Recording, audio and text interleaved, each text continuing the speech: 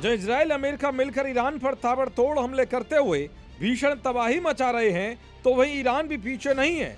ईरानी मिसाइलों के निशाने पर अमेरिका के एयरबेस हैं। ईरान ने इजराइल के साथ ही पूरे मिडिल ईस्ट में बड़े पैमाने पर हमले तेज कर दिए हैं। कुवैत में ईरान के मिसाइल हमले में 3 अमेरिकी सैनिकों की मौत हुई है। इसके अलावा इजराइल में ईरानी मिसाइलों की चपेट में आकर कई लोग मारे गए हैं। ईरानी ड्रोन ने सऊदी अरब के रास तनूरा रिफाइनरी पर भी भीषण हमला किया है, जिसके बाद यहां भयंकर आग लग गई। ये रिफाइनरी सऊदी अरब के सबसे बड़े तेल रिफाइनरी में से एक है। अचानक ईरान के आक्रामक तेवरों को देखकर ट्रंप भी हैरान है।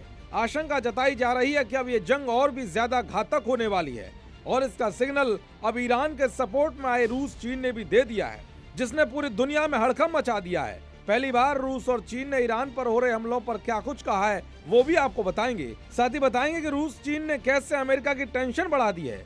भले ही अमेरिका और इजराइल के हमलों में ईरान के सुप्रीम लीडर अली खामनेई के साथ ही उनके परिवार के कई लोगों की मौत हो चुकी हो, मगर फिर भी इस जंग की आग ठंडी होने के बजाय और भड़कती हुई नजर आ रही है। इस हमले ने न सिर्फ मिडिल ईस्ट को युद्ध की आग में झोंक दिया है, बल्कि इसने विश्व युद्ध का भी सायरन बजा दिया है, क्योंकि अब दुनिया की 2 बड़ी महाशक्तियां रूस और चीन अमेरिका के हमले के खिलाफ खुलकर मैदान में आ गई हैं। रूस के राष्ट्रपति पुतिन ने साफ कहा है कि खामनेई की अनैतिक तरीके से हत्या की गई है और यह अंतर्राष्ट्रीय कानून का शर्मनाक उल्लंघन है।